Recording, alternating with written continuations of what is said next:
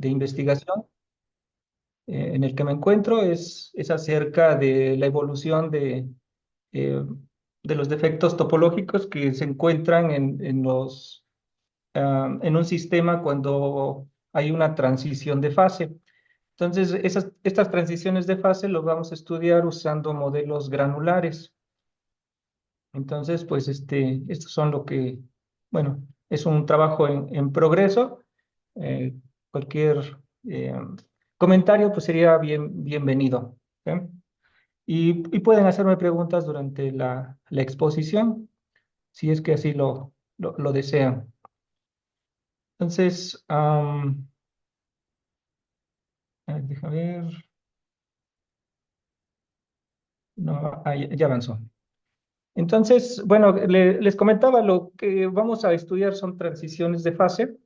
Y bueno, pues una fase, bueno, la materia puede estar en diferentes fases dependiendo de sus condiciones o sus propiedades termodinámicas.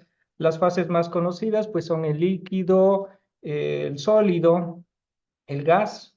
Aquí en la figura tenemos, bueno, en el slide, tenemos, por ejemplo, una fotografía de un líquido de agua. En la siguiente tenemos una coexistencia de hielo con agua. Y en la otra, pues tenemos puramente hielo. Desde el punto de vista de la termodinámica, pues podemos describir nuestras transiciones de fase usando los diagramas, precisamente los diagramas de fase, ya sea presión contra volumen, ya sea presión contra temperatura. Como normalmente muchas de las transiciones de fase ocurren a presión constante, bueno, pues las transiciones de fase normalmente son isotérmicas, pero también se puede, si mantenemos una temperatura constante, pues también las transiciones de fase pueden ser llevadas a cabo debido a cambios en la presión.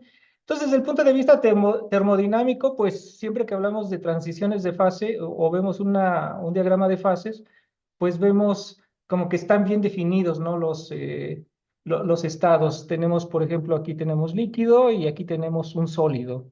Para el caso del agua, pues tenemos hielo. Y, y pues la transición, pues es puntual, o sea, hay una transición de primer orden, no nos dice más. La termodinámica no nos dice nada acerca de los aspectos cinéticos del proceso. Es decir, el tiempo no está involucrado. Entonces, si hacemos caso a lo que consideramos como un proceso cuasi estático, una transición de fase, pues se llevaría a cabo en un tiempo relativamente grande. Sin embargo, las transiciones de fase en la naturaleza, en la industria, en muchos otros contextos, pues sí tienen que ver con el tiempo. Es decir, tenemos o también estamos interesados en describir las transiciones de fase acerca, bueno, cómo evoluciona en el tiempo, ¿sí?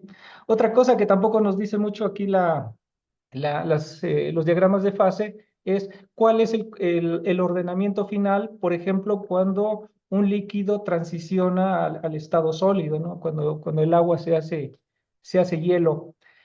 Y bueno, en la práctica, por experiencia, sabemos que pues el ordenamiento final depende de cómo se lleva a cabo en este caso, ¿cómo se llama?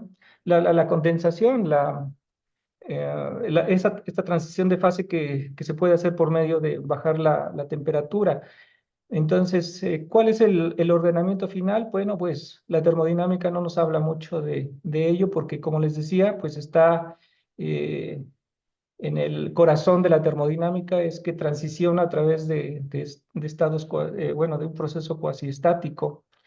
Por ejemplo, aquí que tenemos en este diagrama de fases, que es presión contra volumen, tenemos regiones, que también lo estudiamos en termodinámica, donde hay una coexistencia de las fases, ¿no? A una temperatura dada, cuando llegamos a esa temperatura empieza a haber una transición de fase, pero pues eso implica un proceso de nucleación y de crecimiento, ¿no? Si es de líquido a vapor. El líquido se empieza a transformar en vapor, pero no al mismo tiempo, ¿no? Sino que surge de manera, o sea, cinéticamente implica que se va formando regiones que se vaporizan, mientras que otras continúan en estado líquido. Y pues para que se esté dando la transición, pues necesita un flujo constante o un flujo de energía, ¿no? Entonces, esas partes cinéticas son las que normalmente pues ahora ocupan nuestro tiempo de investigación. Mientras está ocurriendo una transición de fase, como les decía, muchas veces esa transición de fase se da a través de un proceso de nucleación, un proceso de crecimiento. En el caso del hielo, pues empieza a formar, empieza a haber centros de nucleación en diferentes lugares de un líquido, y cada centro de nucleación pues da origen a un pequeño cristalito que va creciendo, pero como todo como crecen de manera simultánea muchos pequeños granos en diferentes lugares, llega un momento en que estos granos se encuentran, ¿no? Aquí en la figura tenemos un ejemplo de eso. Tenemos regiones donde se encuentran los granos, y justo en esas regiones es muy común ver defectos cristalinos. Un tipo de defecto cristalino muy común es lo que le llamamos un límite de grano, ¿sí?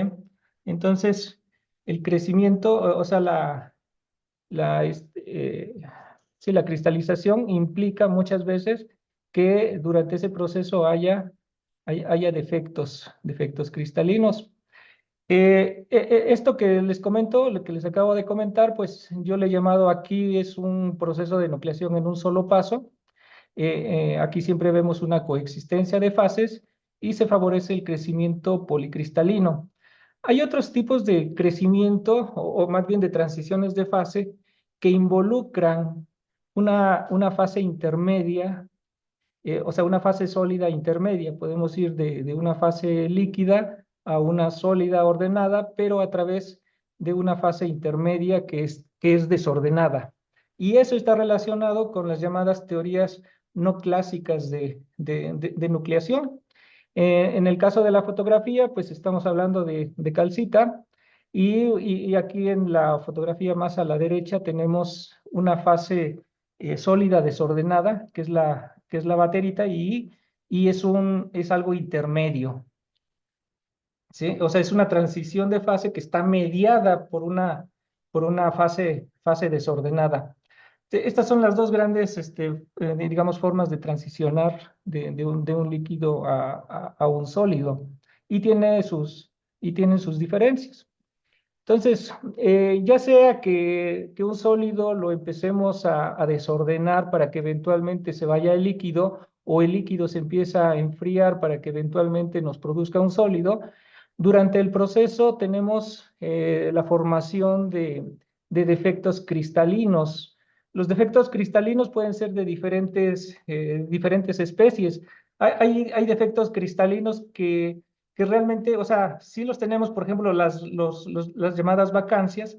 Tenemos vacancias, pero estas vacancias, que es simplemente la ausencia de algún átomo, estas vacancias no implican que la red como tal se vea afectada, ¿no? Aquí no vemos una deformación de la red, excepto que le falta algún átomo.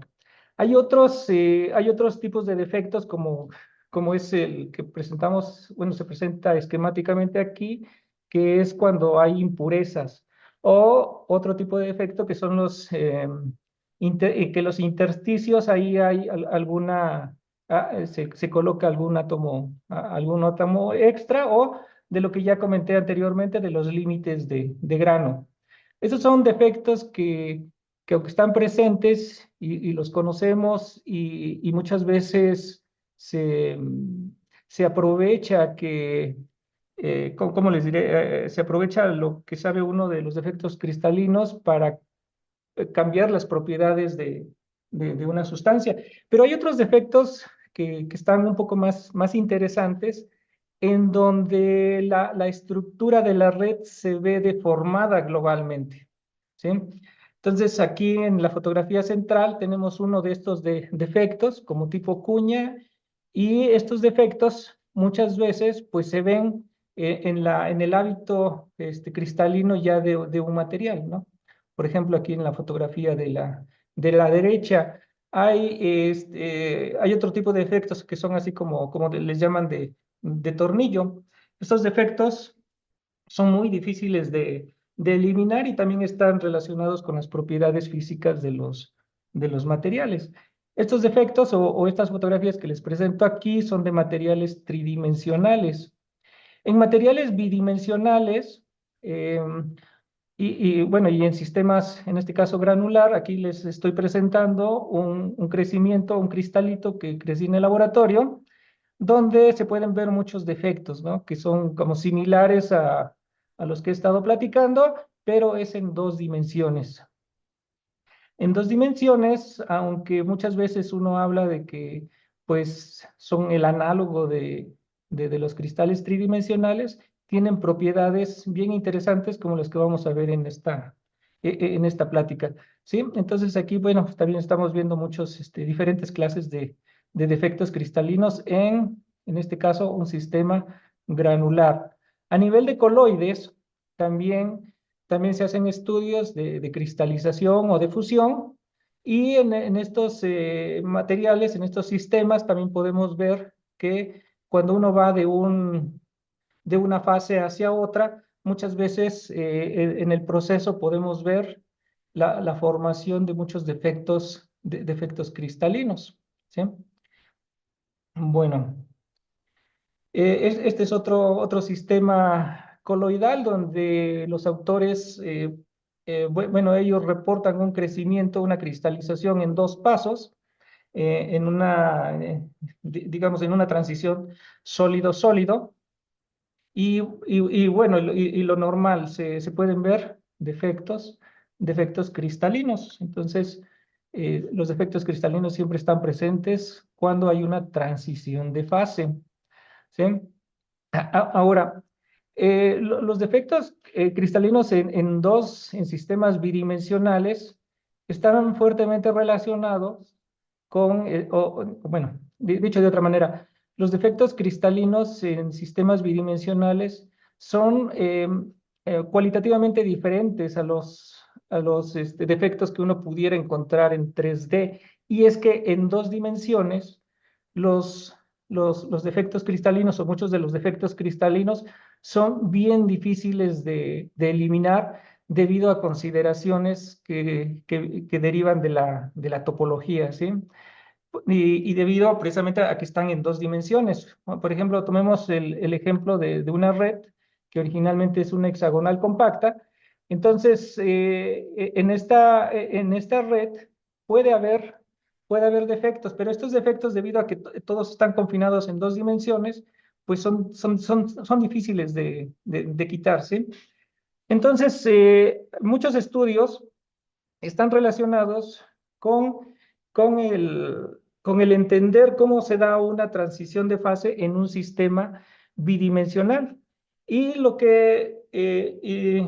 y en la literatura lo que podemos encontrar entonces, pues es ya bueno, ya podemos encontrar varios trabajos relacionados o que dan estas transiciones de fase en términos de la evolución de lo que se llaman defectos topológicos. ¿Qué son estos defectos topológicos? Bueno, hay diferentes clases de defectos topológicos. Entre los llamados defectos topológicos traslacionales, encontramos estos que están aquí como esquematizados, ¿no? Tenemos, por ejemplo, para más o menos resumir, o algo visual que es relativamente fácil de que se quede en la memoria, un defecto en un arreglo hexagonal. Un defecto topológico es cuando una partícula, en lugar de estar rodeada de 6 vecinos, ahora está rodeada por 5 vecinos. O en otro caso, por ejemplo, aquí en la partícula verde, en vez de estar rodeada de 5 vecinos, puede estar rodeada de 7 vecinos. Entonces, lo normal, digamos, cuando una red hexagonal no está, o sea, no hay un defecto, pues cada partícula está rodeada de 6 vecinos. Y aquellas partículas que solamente están rodeadas de 5 vecinos o de 7 vecinos, les vamos a llamar defectos topológicos. Y tienen un nombre particular, se les llama disclinaciones. Entonces puede ser una disclinación de 5 o de 7 vecinos. Cuando tenemos juntas una disclinación de 7 y una de 5 vecinos, eso se llama una dislocación, como lo que tenemos aquí en la figura B. Y también podemos tener pares de dislocaciones, ¿sí? Entonces, la teoría o una teoría que nos dice cómo transiciona un sistema de de un arreglo ordenado a uno desordenado, nos dice lo siguiente. Dice que cuando empezamos a elevar la temperatura, las partículas empiezan a moverse, se empieza a romper poco a poco el arreglo traslacional, se empieza a perder y entonces al comienzo podemos ver que se generan estos pares de dislocaciones, ¿sí? Entonces tenemos un arreglo bien ordenado, se empieza a perturbar debido a la temperatura y se forman estos pares de dislocaciones. Estos pares de dislocaciones, eventualmente, si uno continúa elevando la temperatura, se disocian para dar origen a dislocaciones, ¿sí? Y cuando abundan mucho dislocaciones, o es un sello característico de lo que llamamos fase exática, ¿sí? Entonces, en la fase exática, la llamada fase exática, se caracteriza porque está dominada por las parejas de disclinaciones. Cuando posteriormente sigue aumentando la temperatura, cuando hay más energía en el sistema, estos pares de disclinaciones se disocian para dar origen a disclinaciones libres. Cuando tenemos disclinaciones libres, ya estamos hablando de que tenemos un sistema que está en su estado fluido, ¿sí? Entonces, ¿qué nos dice la transición de fases desde el punto de vista de topológico en dos dimensiones? Pues esta es la evolución, ¿no? Y al revés, si queremos estudiar este sistema al momento en que se enfría, primero partimos de disclinaciones libres que posteriormente colapsan para formar dislocaciones y estas dislocaciones se condensan en pares de dislocaciones y posteriormente desaparecen. Entonces, tanto de un lado como para el otro podemos seguir esta dinámica de estos defectos y pues así es como podemos explicar una transición de fase. Ahora, muchos de los objetos de estudio actuales es cuándo sí se vale esta teoría y cuándo no se vale esta teoría. ¿Sí? ¿Cuándo está Disculpa, Fernando. presente la fase exática y cuándo no? Disculpa, Entonces, Fernando. Una pregunta. sí, ¿Puedo interrumpir? sí, claro. Ah, gracias. Aquí en la fase líquida que mencionas, Sí, ¿lo que es líquido son las disclinaciones nada más o sí todas las partículas se mueven? cuando predominan las disclinaciones libres, o sea, cuando estos puntitos azules y verdes no están juntos, o sea, cuando abundan más ese tipo de defectos, pero están libres. Es cuando, o sea, si ves una prevalencia de eso, bueno, sí que hay más, entonces podemos considerar que el estado es fluido. Ah, muy bien. Y- Pero todas las y- y- partículas siguen estando arrestadas, ¿verdad? O sea, Este, lo que se mueve no, más son las disclinaciones. no, ya están, es decir, el hecho de que veamos estas disclinaciones libres, a la vez, cinéticamente, está asociado en que se pueden mover más. Ok, ok. Muy bien. Gracias. Cuando todavía están arrestados, normalmente es en la fase, exática. Ahí todavía están arrestados, pero ya hay, dominancia de estas que son dislocaciones, que son parejas de disclinaciones. Muy bien. Gracias. ¿Sí? Bueno, am, a ver, vamos a avanzar. Ahí esto no avanza. Ahí está. Hay varios sistemas bidimensionales. Aquí, por ejemplo, son resultados de un artículo en Scientific Report, donde igual ven la evolución de estos defectos topológicos, se encuentran igual, ¿no? Aquí tenemos un arreglo ordenado en una hexagonal compacta, empieza a haber bueno, mayor energía en el sistema de las partículas, se forman pares de dislocaciones y luego estas pares de dislocaciones se disocian para dar lugar a la fase exática. La fase exática es como esta parte en C, donde predominan las dislocaciones. En este caso se trata de partículas de polvo en un plasma. ¿Sí? Ahora, una cosa que digamos a mí me gustó mucho, o más bien mi mente anda pensando en este tipo de cosas, es cuándo ocurre esta teoría, cuando un sistema cumple con que pueda ser descrita de esta forma a través de una fase intermedia que es desordenada, que es la fase exática, y cuando no. Entonces, encontré este artículo donde estudian el melting de un sistema donde, bueno, este es un sistema numérico, es de simulación numérica, y en particular estudian los procesos de melting usando, ¿cómo se llama? Este potencial de Morse, ¿sí? Este potencial de Morse, pues típicamente tiene esta forma, dependiendo del parámetro alfa. Entonces, tiene una fase también que es la fase, igual como Van der Waals, ¿no? Que tiene una parte atractiva y una parte repulsiva. Entonces, algo interesante que hacen estos autores es de que, primero, pues, como que ven el efecto del ancho del pozo, ¿no? Pero también, pero también estudian el efecto de que nada más toman en cuenta la parte repulsiva y la parte atractiva no. O sea, aquí en verdecito, el potencial de Morse está cortado, está truncado, y bueno, ya hacen comparaciones, ¿no? Y entonces, los resultados que encuentran los puedo esquematizar acá. Aquí encuentran diferentes regiones donde la parte líquida está en azul, que más bien aquí parece morado, o no sé ustedes qué color se vea, pero es como un moradito. Hay una coexistencia que está dibujada en color rosita. La fase exática está pintada en verde y la parte sólida en amarillo, ¿sí?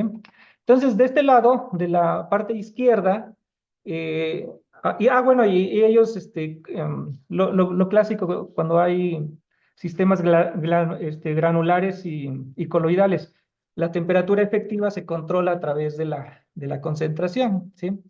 Entonces, aquí digamos, a diferentes temperaturas efectivas, pues se encuentran los comportamientos de estas diferentes fases.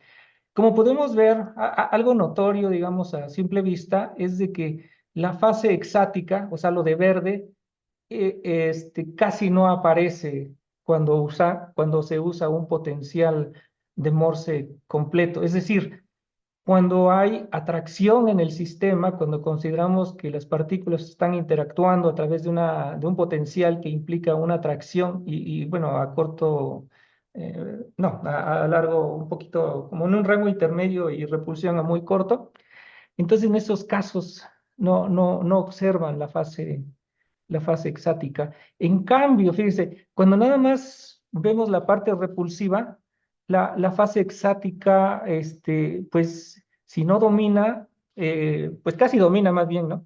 El panorama de esta transición de fase. Y esto, pues, este resultado me interesó mucho porque yo he hecho, ¿cómo les diré? He hecho algunos experimentos que les voy a platicar de partículas magnéticas en vibración, pero que además están expuestas a un campo magnético constante, entonces de manera efectiva hay una repulsión.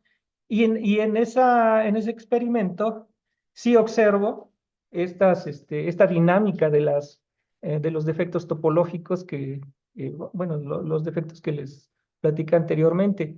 Pero tengo otro sistema donde, donde hay una atracción efectiva entre las partículas y ahí está, digamos, discutible si se observa o no una fase exática, ¿sí?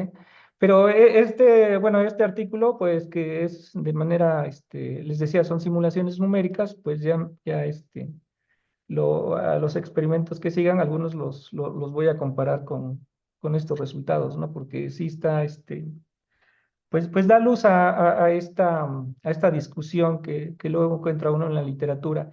Cuándo sí y cuándo no puede uno hablar de que existe o no la fase exática, ¿sí? Eh, los defectos que anteriormente les mostré, pues son de cuando se mueve una partícula o cuando el orden de las partículas a nivel translacional, pues se rompe, ¿no? Pero también hay partículas, o las partículas se pueden considerar, o hay partículas que tienen una orientación, como en los cristales líquidos. Y ahí también podemos ver diferentes tipos de defectos topológicos. Y bueno, pues se les calcula lo que se llama la carga topológica. Aquí, por ejemplo, tenemos estos que son como vórtices o estos que yo les llamo efectos topológicos divergentes o de divergencia. Aquí tenemos una especie como de yen. Aquí es como una punta de flecha y aquí es como un dipolo, ¿no?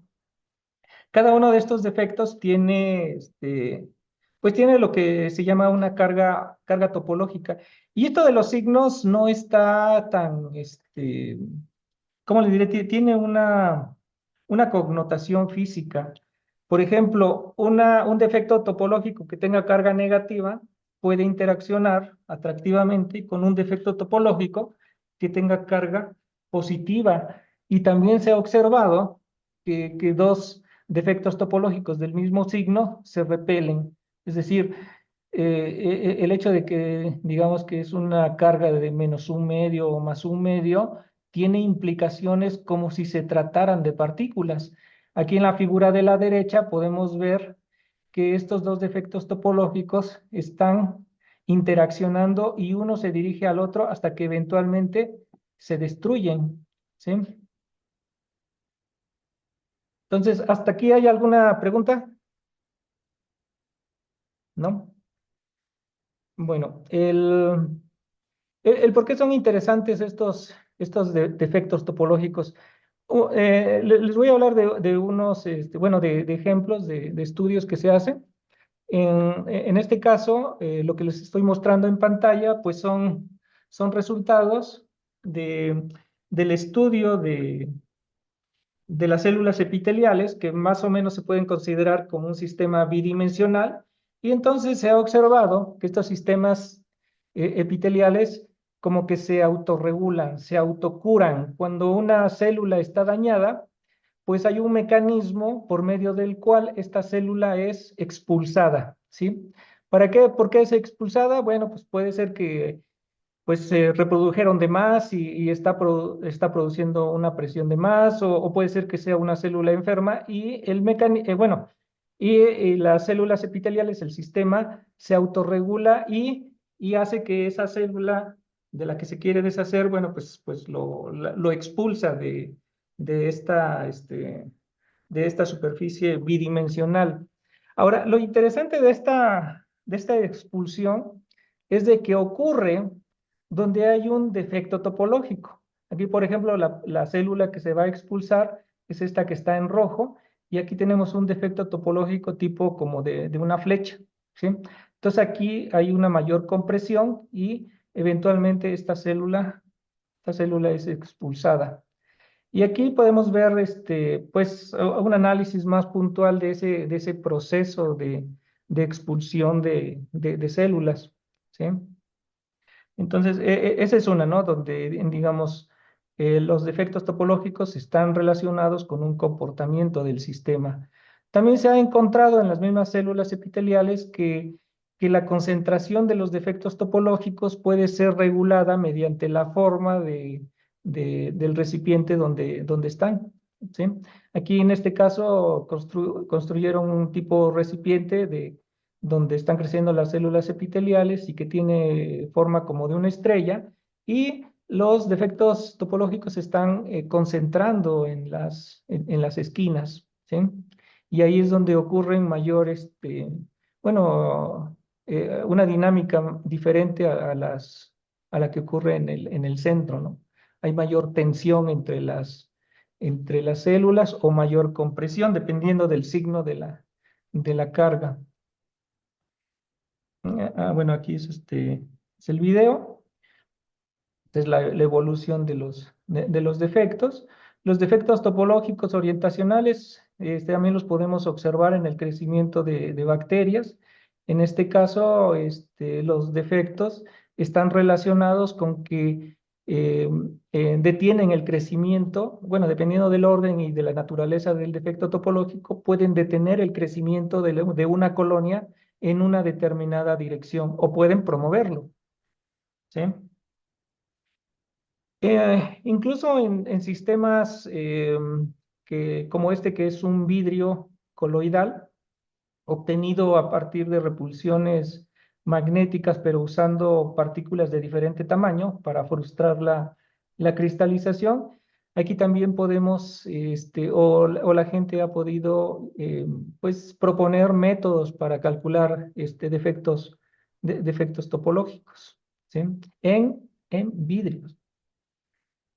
Entonces, bueno, sí bueno, hay diferentes trabajos que están en progreso. Ahora, esto de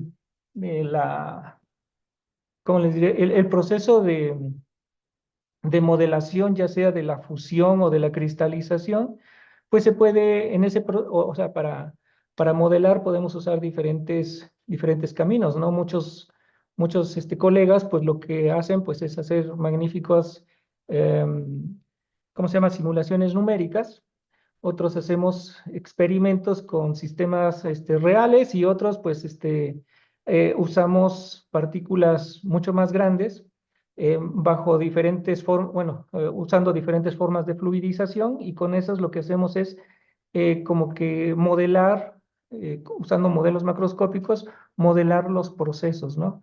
Entonces, una forma que se puede usar para fluidizar un sistema granular, pues es a través de vibraciones, y a través de vibraciones uno puede encontrar diferentes ordenamientos. Aquí, por ejemplo, pues tenemos un sistema donde se están formando dominios cristalinos, podemos llamarle un policristal, ¿sí? Entonces, bueno, hay diferentes bibliografías y puede uno platicar acerca de cada uno de estos trabajos, ¿sí? Ahora, pues, pues ya entrando, digamos, como casi como en materia, ¿qué es lo que nosotros, o en qué estamos interesados ahorita para estudiar? Entonces, nos interesa el estudio de la fusión y la cristalización en sistemas granulares, pero con el objetivo de poder contribuir en general, pues, al estudio de los procesos generales de fusión y de cristalización. Eh, Otra cosa, pues, es cómo determinamos los defectos cristalinos. En este caso, pues, están constreñidos en dos dimensiones, pues coincide muy bien con lo que se llaman defectos topológicos. Y bueno, una pregunta general que más o menos está ya contestada, digamos, es: ¿en qué condiciones es válida la teoría KTHNY? ¿Sí? Entonces, ¿qué es la de los defectos topológicos?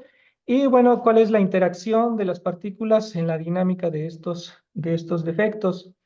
La herramienta principal que usamos, pues es, como lo muestro aquí en pantalla, pues es la triangulación de Delanois para caracterizar, para determinar el número de vecinos más cercanos, y con eso podemos determinar el número de vecinos de cada partícula, podemos determinar el número de coordinación, podemos determinar el parámetro orientacional de orden sexto, podemos determinar este otro parámetro que, este, que, que es básicamente lo mismo que orientacional, pero nada más toma en cuenta las partículas que están en contacto, o herramientas como la función de distribución radial, ¿sí? Entonces, normalmente en los trabajos, o bueno, en los trabajos anteriores que he realizado con mi grupo, nosotros hemos publicado varios, digamos, algunos resultados donde reportamos esto, ¿no? El parámetro de orden orientacional de sexto orden. En este caso, para esta configuración le corresponde esto. Y aquí tenemos nuestra escala, ¿no? Entonces, mientras más azulitos sean, pues quiere decir que las partículas vecinas están orientadas de modo que siguen un arreglo hexagonal. Y entonces, bueno, pues aquí los dibujamos con colores. Pero una cosa que creo que habíamos desaprovechado es que realmente este parámetro pues tiene un carácter vectorial, ¿no? Porque de hecho nosotros le sacamos el módulo. Entonces, cada una de las partículas está caracterizada por un parámetro de orden orientacional, pero este parámetro de orden orientacional es un vector, ¿sí? Entonces, este vector, en esta fotografía de abajo, ya lo hemos, bueno, aquí lo estamos dibujando, y con estos se pueden calcular también, pues defectos, pero ya de orden orientacional. Un método que ahorita, pues lo estoy estudiando porque, bueno, creo que es más sencillo que otros que he encontrado en la literatura, pues es más o menos sencillo. ¿Qué quiere decir esto o cómo lo estamos haciendo? Tomando como base como campo de flujo, eh, nos, nos fijamos en una partícula y en esta partícula pues tiene como radios vectores con todas sus partículas vecinas y bueno, estos radios vectores pues a la vez pues están caracterizados por un vector perpendicular. Y entonces, pues como las partículas vecinas, que también ya las calculamos por medio de la triangulación de Delanois, estas podemos obtener el producto punto. eh, por ejemplo, una cosa que le estoy llamando aquí rotacional es obtener el producto punto del vector, de estos vectorcitos normales al radio vector con el parámetro de orden orientacional y luego hacemos una suma, ¿no? Y lo mismo con esto que le llamé así como divergencia, claro que el nombre no, tal vez no esté bonito, pero pues son los vectores unitarios de los vectores que unen los vecinos con la partícula de interés y bueno, y proyectamos el, el parámetro de orden orientacional. Y con eso, bueno, los podemos dibujar, como aquí, aquí he identificado los diferentes, bueno, esto te da un valor y bueno, hasta ahorita es ¿cómo les diré?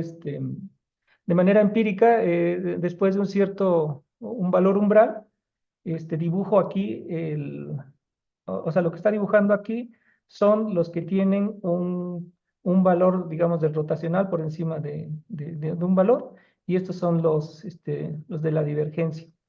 Entonces, lo que podemos ver aquí que donde hay, por decirlo así, donde hay valores fuertes de, de rotacional, también hay, en muchos casos también hay, o cerca de ahí, más bien dicho, cerca de ahí, hay otros defectos que son como de divergencia, ¿no? Que provienen de la divergencia. Entonces, lo que ahora trato de ver si entre ellos hay alguna fuerza, ¿no?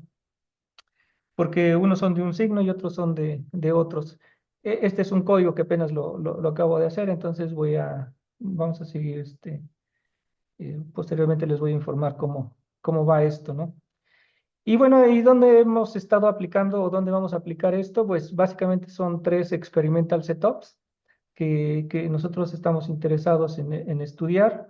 Uno es un sistema granular de partículas de poliestireno, donde a través de un pequeño pedazo de vidrio que le ponemos encima, podemos generar una atracción repulsiva, perdón, una interacción efectiva atractiva, y pues todas las partículas se juntan para formar un cristal.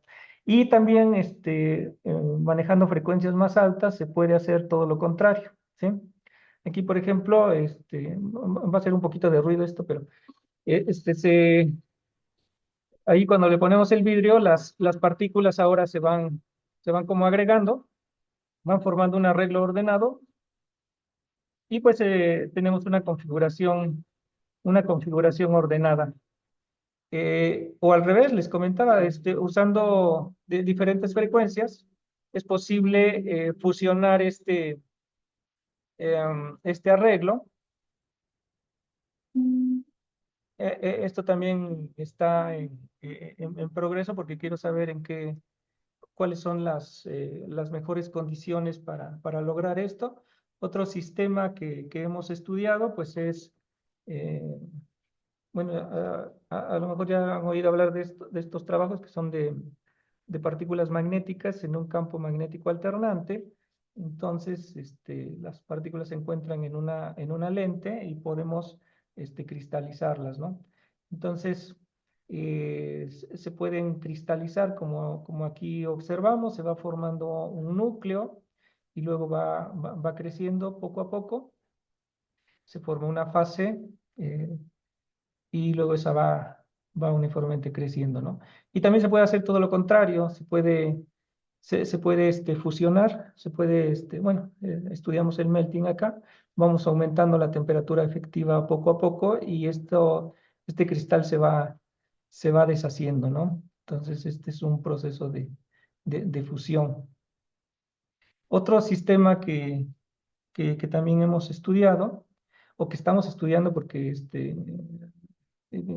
como les comentaba, está en progreso esto y vamos a juntar todos los resultados aquí. Aquí empezamos con un sistema desordenado y eventualmente lo vamos a ordenar. Aquí este es un sistema bajo vibración y le estamos aplicando campo magnético, que es el análogo de trabajos que han hecho en coloides, ¿sí? El grupo de Maret, donde ellos han observado y han estudiado la fase exática en coloides. En coloides, el mecanismo de fluidización pues son las fluctuaciones térmicas y también usan un campo magnético constante para causar repulsión. Entonces, en este caso vimos un ordenamiento, pero también se puede lo contrario, ¿no? Lo que se puede hacer es que ya tienes un ordenamiento perfecto. Bueno, aquí todavía falta para que hubiera sido perfecto. Y después, disminuyendo el campo magnético, la interacción repulsiva, pues puedes encontrar ya unas condiciones donde esto está, desordenado, ¿no? Entonces, en estos sistemas se puede precisamente identificar las disclinaciones. Aquí en rojo y en azul están dibujadas las diferentes disclinaciones, que nada más son, les digo, 5 partículas con 5 y 7 vecinos. Y lo que hemos visto es como, ahorita lo que hemos obtenido, pues son como la evolución de de estos defectos a través del tiempo. Falta mucho análisis para ver, pues, ¿cómo les diré? La población relativa, por ejemplo, de los defectos comparados con el resto, etcétera, etcétera. En el otro sistema, en el de las partículas magnéticas, pues también tenemos ahí, bueno, aquí ya no se vio bien este video. Y este es otro, ¿no? En el tercer experimental setup. En este sistema que es básicamente vibración con campo magnético, es el que se ve de manera más clara que sí coincide, o por lo menos la descripción coincide con trabajos donde se describe la transición de fase a través de los defectos topológicos. Y como les comentaba anteriormente, pues sí coincide con esos resultados numéricos, donde proponen que cuando hay repulsión solamente, pues es cuando más se observa el, este, la fase exática. Aquí lo que podemos ver es, dice presencia y ausencia de un potencial atractivo. Aquí, miren, inicialmente tenemos un arreglo ordenado, pero no hay el equivalente de un potencial atractivo. Entonces simplemente se va calentando el sistema y pues no vemos ahí como que la presencia o sea, que se vaya calentando de manera regular, ¿no? Sino que es como una especie de sublimación. Se, se ven aquí cómo se va destruyendo el cristal de manera, pues sí, es como una sublimación. Ahí estas partículas no interactúan o no hay una interacción atractiva. Entonces, pues, entonces vemos esto, mire. En cambio, como en este caso, que son partículas que están en una superficie cóncava, cuando hacemos el proceso de fusión, pues se va en la parte, digamos, que está rodeando lo que todavía no está fusionado, pues podemos ver una dinámica de defectos, ¿sí? Y bueno, pues provisionalmente es como, aquí resume como que todos el principal, los principales resultados. Cuando no hay interacción entre partículas, pues decimos que el acuerdo, sí, bueno, el acuerdo con la teoría de KTHNY es prácticamente cero. No vale la pena, bueno, cuando no hay una interacción entre las partículas, pues que como que ni vale la pena hacer comparaciones con esto. Lo mejor es cuando tenemos potenciales puramente repulsivos y cuando tenemos una mezcla de potenciales atractivo con repulsivo, tipo Morse o Van der Waals, pues también hay un acuerdo con la teoría bueno, perdón, KTHNY, pero de manera como parcial, ¿no? ¿Por qué parcial? Porque solamente podemos ver en ciertas regiones la formación de la fase exática y no como aquí, que es una observación en todo el sistema. Es decir, cuando nada más tenemos potencial repulsivo, es posible ver la fase exática porque el sistema se va calentando de manera homogénea. Es decir, hay una transición donde no hay, eso es interesante, donde no hay nucleación, simplemente es una transición continua del sólido al líquido o si se diera al revés, no hay formación de núcleos, es una transición continua. En cambio, en los potenciales que dan origen a la formación de núcleos, ahí podemos ver de manera, pues digamos, parcial la formación de la fase exática. Solamente en este caso, por ejemplo, es en la periferia de, de lo que ya está bien ordenado. Y cuando no hay interacción, pues no se forma para nada la fase exática. ¿Sí? Em, ¿Dudas que tengan hasta aquí? ¿No? Hola, yo sí tengo una duda. Sí, De la diapositiva anterior, esa, ajá. sí. Entonces, ¿hay alguna restricción para considerar si se calcula, o sea, si se determina que una partícula está, digamos, como en una posición de defecto topológico? Estoy pensando en la periferia. Sí, sí, Entonces, eh, por ahí están señaladas, por ejemplo, algunas no sé si es en la naranja o periferia. café. Ajá. Sí, son rojitas, pero bueno, se ve como café. Sí, Pero esas partículas rojas ya es muy difícil considerar que son parte, pues, como del, no sé cómo llamarle, o sea, pero bulto, ¿no? O sea, sí. ninguna de esas en principio tendría el orden perfecto hexagonal. O sea, ¿tienen ustedes para medir quiénes consideran parte del conglomerado o no? Pues un criterio es que estén en contacto. Por ejemplo, esta partícula verde, que sí está en contacto con otras, pues Ujú. lo consideramos que está siendo parte del agregado y posiblemente esto sí lo podríamos llamar como una disclinación, esta verde, esta roja que estoy mostrando ahora, esta roja, esta verde, pero esta Ujú. que ya está muy alejada, Exacto. pues ya no se puede, digamos, estaría muy discutible si lo consideramos parte del agregado primero. Y, Justo. y Ujú. luego, eh, si quisiéramos, digamos, o si yo quisiera decirles, pues la fase exática lo estoy viendo aquí, Ujú. sería como discutible, ¿no? Sí. Entonces, lo que sí, por ejemplo, esta partecita, como una pequeña región, este agregadito es muy pequeñito, Ujú. pero digamos, puede haber agregados un poco más grandes donde la periferia todavía forma parte de un agregado, donde todavía está restado, donde hay desorden, y ahí es donde podríamos considerar que tenemos una fase exática, es decir, como por regiones. ¿Sí? Ujú. Lo que nadie discute, por ejemplo, de la fase exática es cuando en todo el cristal existe como desorden y hay pares de disclinaciones, o sea, de dislocación. Mm. Ahí sí como que está claro, ¿no? Todo el mundo está así como que de acuerdo. Pero cuando tenemos sistemas donde se forma un núcleo, por ejemplo, un núcleo ordenado y luego va creciendo en la periferia de manera desordenada, ahí algunos autores, pues como yo, por ejemplo, yo soy de ellos, pues decimos que ahí se está formando una especie de fase exática, pero como por cinturones nada más. Sí, Ok, gracias. sí. Y bueno, recordar que la fase exática proviene de que viene de un orden hexagonal, pero ya no está ordenado. ¿Sí?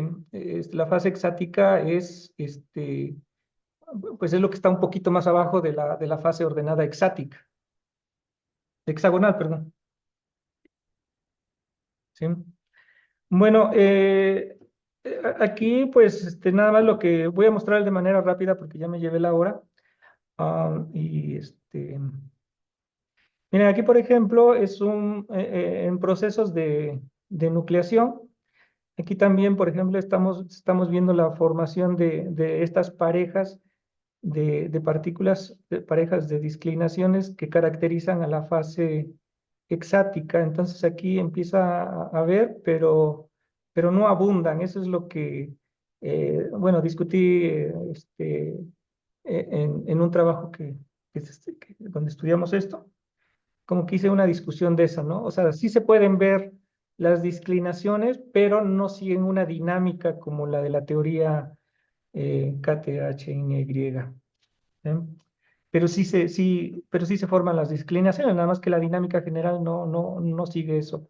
Y aquí, como les decía, hay lugares o hay como regiones, cinturones, donde abundan parejas de 5 y de 7 vecinos que, que serían como nuestra fase hexática. Entonces aquí lo que estamos proponiendo es de que en sistemas que son inhomogéneos, o que sí, que cristalizan o hay melting de manera inhomogénea, pues podemos ver la fase hexática, pero solamente por regiones, no de manera homogénea en todo el sistema. Aquí también, o sea, aquí en azulito estoy como marcando lugares que posiblemente sean fase hexática, ¿sí?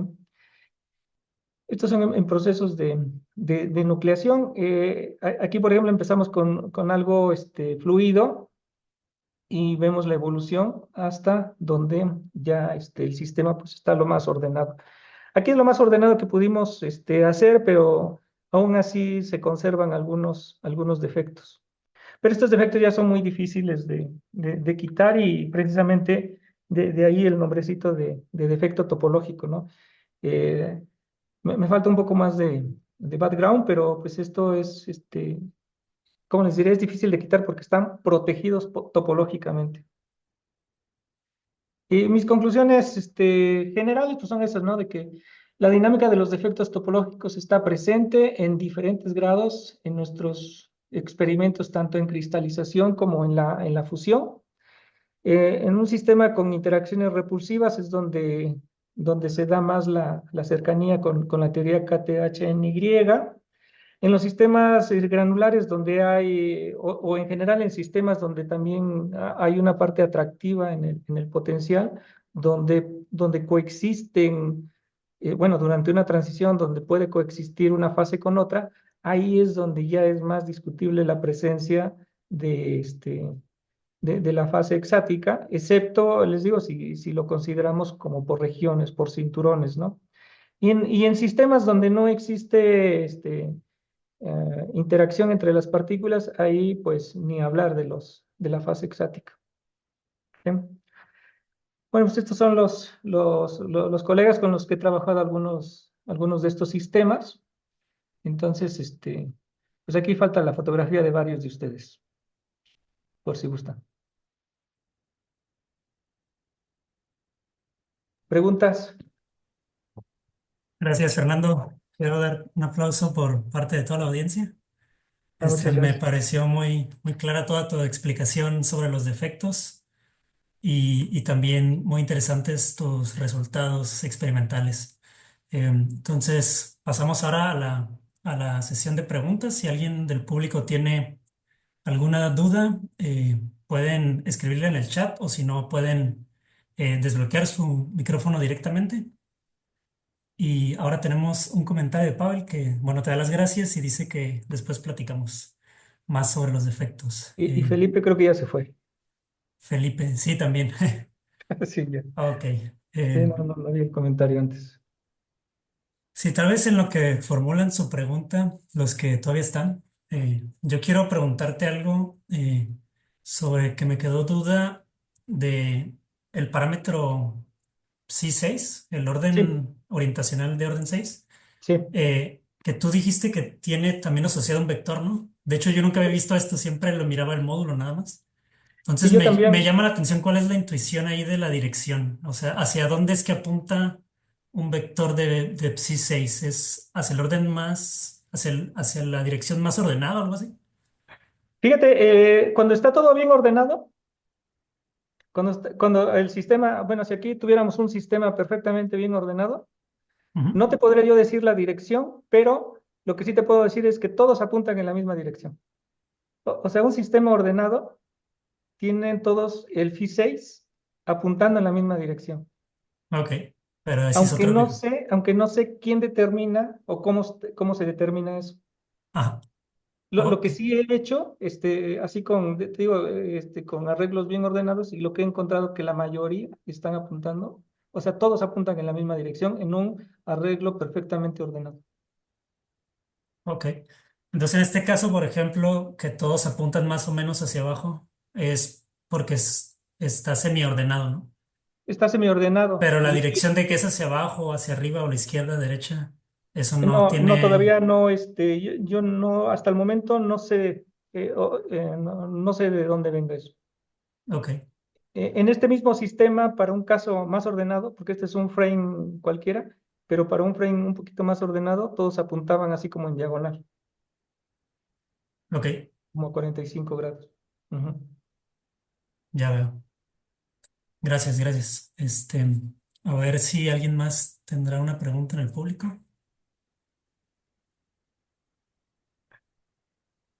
Les damos un momentito. Yo tengo otra pregunta. En estos experimentos, más o menos, ¿cuántas partículas manejaban? Pues varía este que tengo aquí en pantalla, creo que son del orden de 400. Hay otras de las partículas magnéticas, esas manejamos hasta 130. Y en las partículas de poliestireno manejamos como 2000 o 3000. Mm. Ujú. ¿Y y el orden exático sí se alcanza a cachar, digamos, con ese tamaño de sistema? Bueno, esta es una pregunta, así como para de esas que se prestan para discutir. Este, mi respuesta es que sí, Ujú. siempre y cuando tengas las herramientas adecuadas. ¿En qué quiero decir con esto? Hasta el momento, yo lo que he visto o lo que yo creo, este, es que o cuando ves los defectos topológicos, cuando ves estas figuritas bueno, las que les mostré anteriormente de 5 y de 7 vecinos, ahí tú puedes ver si permea a ver, ¿no? Deja ver si encuentro una. Por ejemplo, esta, ¿no? Aquí podemos ver defectos, pero estos defectos no están, digamos, concentrados en las orillas o en medio, Ujú. sino que como de alguna u otra manera permean todo el espacio. Entonces, cuando te fijas en bueno, o en estos defectos, sí, o sea, sí puedes identificar que existe o no una fase exática. Ahora, lo que me puedes decir, bueno, pero eso es cualitativo, sí es cierto. Ahora, hay medidas cuantitativas Ujú, que en la literatura lo estudian, ¿no? Por ejemplo, ya que tienes la phi 6, pues sacas las correlaciones entre los diferentes valores y luego te fijas cómo decae esa correlación, ¿sí? La función de correlación, cómo decae ujú, cuando vas aumentando temperatura. Entonces, eh, puede no decaer porque pues, puede mantenerse constante, puede haber un decaimiento algebraico y puede haber un decaimiento exponencial. Entonces la gente lo que busca es eso. Cuando, cuando, cuando hay una transición de fase, pues ven que pasa de un decaimiento algebraico a uno exponencial. Entonces justo en ese momento dicen, aquí ujú, es la transición. ¿Sí? O lo mismo de el traslacional, ¿no? Tenemos la G6 y lo mismo se hacen correlaciones y pues, digamos, se busca cómo cae el exponencial. Ahora, a mí en lo particular no me gusta ese método porque es muy dependiente del tamaño de la muestra. Entonces, para muestras relativamente pequeñas, pues te queda, bueno, digamos, ajustas tan bien una línea recta que una exponencial, que una ley de ujú, potencias, como que es muy, o sea, el ajuste que tú puedes hacer es muy dependiente del rango de valores incluso que estás ahí ajustando. ujú. Entonces, yo le voy más a la descripción en términos de, pues así, más visual, más de los defectos. Y claro, faltaría cuantificarlo. Entonces, yo lo que me gustaría es relacionar esto con cómo se llaman estas teorías que cuando ves que, de percolación.